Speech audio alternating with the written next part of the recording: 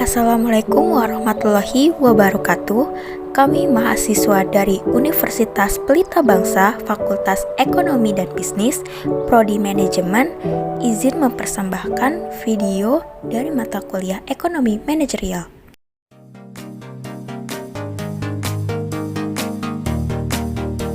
Sebelum kami masuk ke pembahasan lebih lanjut, izinkan kami memperkenalkan diri terlebih dahulu.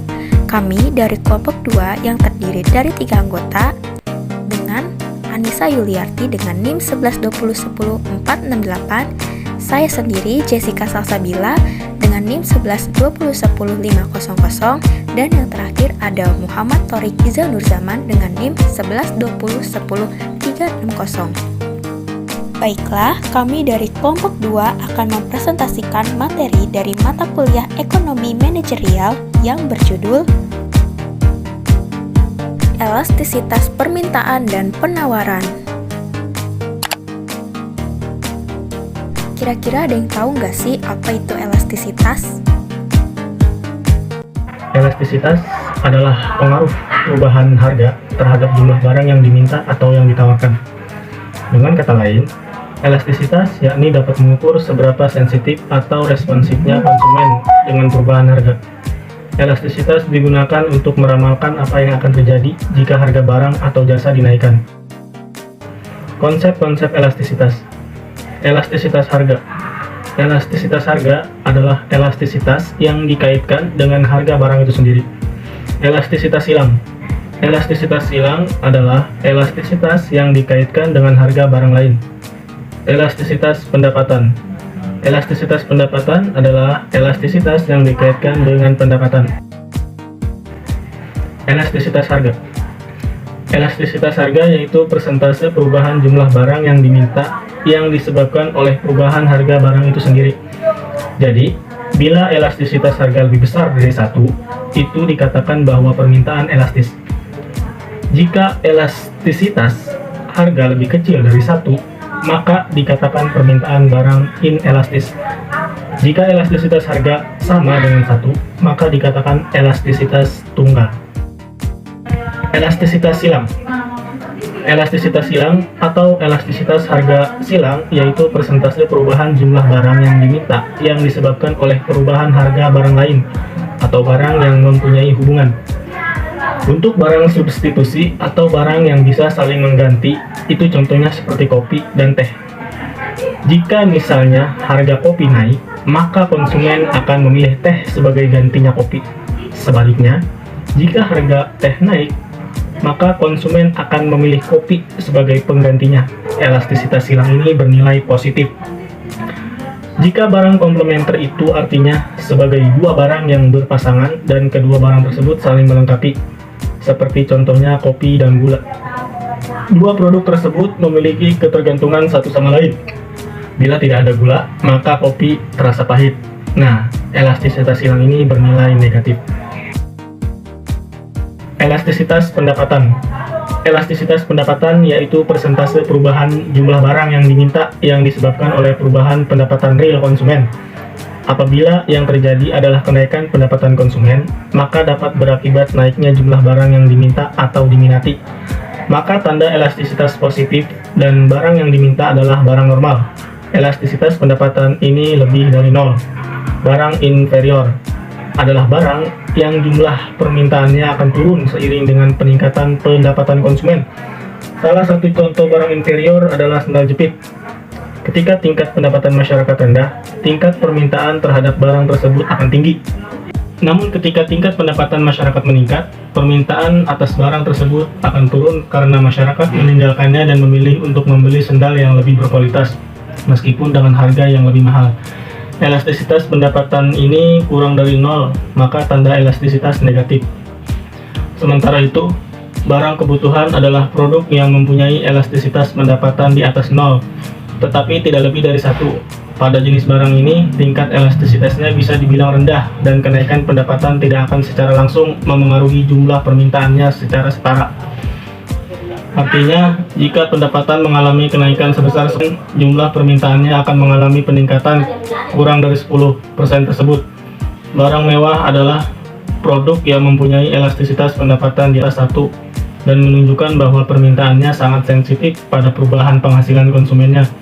Barang mewah ini bisa disebut elastisitas pada pendapatan karena ketika kebutuhan umum telah terpenuhi, pihak konsumen bisa membelinya dengan jumlah tinggi. Contohnya seperti konsumen membeli mobil. Perhitungan koefisien elastisitas. Koefisien elastisitas harga dapat dihitung melalui dua cara, yaitu elastisitas busur dan elastisitas titik. Berikut adalah gambar kurva dari elastisitas busur dan elastisitas titik. Selanjutnya ada elastisitas permintaan. Kira-kira apa sih ya elastisitas permintaan? Jadi, elastisitas permintaan atau elasticity of demand adalah pengaruh perubahan harga terhadap besar kecilnya jumlah barang yang diminta atau tingkat kepekaan perubahan jumlah barang yang diminta terhadap perubahan harga barang.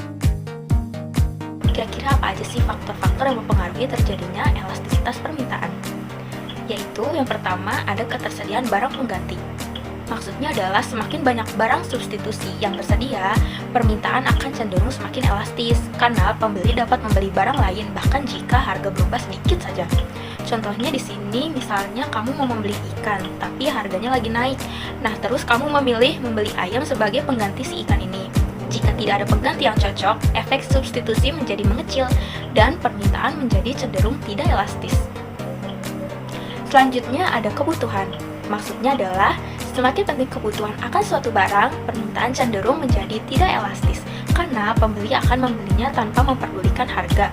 Contohnya itu adalah seperti waktu COVID-19. Pada pembelian masker pas COVID-19, bagi mereka yang membutuhkan, walaupun harganya naik, tapi mereka membutuhkan barang yang adiktif. Barang-barang yang bersifat adiktif atau dapat menyebabkan kecanduan cenderung memiliki permintaan tidak elastis karena konsumennya sudah kecanduan dan terpaksa akan membelinya sekalipun harganya berubah drastis. Sebagai contoh saya ambil kayak seseorang membeli rokok maupun parfum. Yang terakhir ada persentase dari pendapatan si pembeli. Maksudnya adalah semakin tinggi harga barang elastisitas cenderung lebih tinggi karena pembeli akan lebih berhati-hati dalam membeli barang tersebut. Efek ini disebut efek pendapatan dan pengaruhnya cukup besar. Berikut adalah rumus elastisitas permintaan.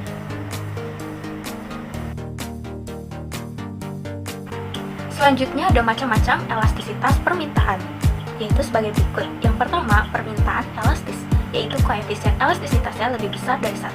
Yang kedua, ada permintaan inelastis, yaitu koefisien elastisitasnya lebih kecil atau di bawah 1. Yang ketiga, ada permintaan elastis uniter, yaitu koefisien elastisitasnya sama dengan 1. Yang keempat, ada permintaan elastis sempurna, yaitu nilai koefisien elastisitasnya adalah tak terhingga. Dan yang terakhir, ada permintaan inelastis sempurna, yaitu nilai koefisiennya elastisitasnya adalah 0. Berikut adalah gambar macam-macam kurva elastisitas permintaan. Elastisitas penawaran. Apakah elastisitas penawaran itu? Elastisitas penawaran merupakan tingkat atau derajat kepekaan terhadap perubahan jumlah barang atau jasa yang ditawarkan terhadap perubahan harga. Apa sih faktor-faktor yang mempengaruhi terjadinya elastisitas penawaran? Nah, di sini ada 3 faktor yang mempengaruhi terjadinya elastisitas penawaran. Yang pertama yaitu ketersediaan barang. Artinya, apabila bahan-bahan produksi sulit didapatkan, maka produsen akan mengalami kesulitan untuk menawarkan banyak barang atau produk kepada konsumen. Atas dasar itu, terjadilah peningkatan nilai guna untuk mengimbangi effort dalam mengkonsumsi barang tersebut. Kedua, yaitu banyaknya produsen yang memproduksi barang tersebut. Artinya, apabila produsen yang memproduksi suatu produk banyak, maka akan berimbas kepada meningkatnya jumlah barang yang ditawarkan, sehingga secara otomatis akan mempengaruhi harga jual dari barang tersebut. Nah, yang ketiga, inovasi teknologi. Sedangkan keterkaitan antara perkembangan teknologi dengan elastisitas penawaran didasari pada efisiensi produksi barang akibat dari penggunaan alat-alat produksi. Untuk menghitung elastisitas penawaran suatu barang, maka kita harus menggunakan rumus elastisitas penawaran. Rumusnya yaitu ES sama dengan delta Q per delta P dikali P per Q. Keterangannya, delta Q adalah perubahan jumlah penawaran, delta P perubahan harga barang, Q jumlah penawaran mula-mula, P harga barang mula-mula, ES elastisitas penawaran. Jenis-jenis elastisitas penawaran. Ada 5 jenis elastisitas penawaran. Yang pertama, penawaran elastis, yakni ketika nilai koefisien elastisitas penawaran berjumlah lebih dari 1. Yang kedua, penawaran inelastis, yakni ketika nilai koefisien elastisitas penawaran berjumlah kurang dari 1. Yang ketiga, penawaran elastis uniter, yakni ketika nilai koefisien elastisitas penawaran berjumlah sama dengan 1.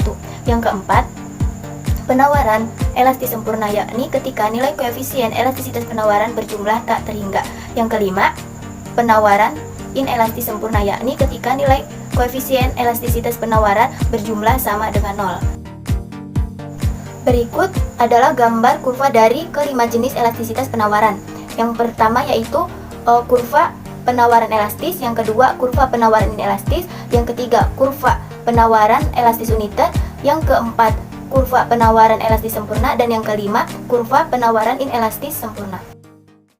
Nah, itu tadi sedikit penjelasan materi elastisitas permintaan dan penawaran dari kelompok 2. Semoga ilmunya bermanfaat. Terima kasih.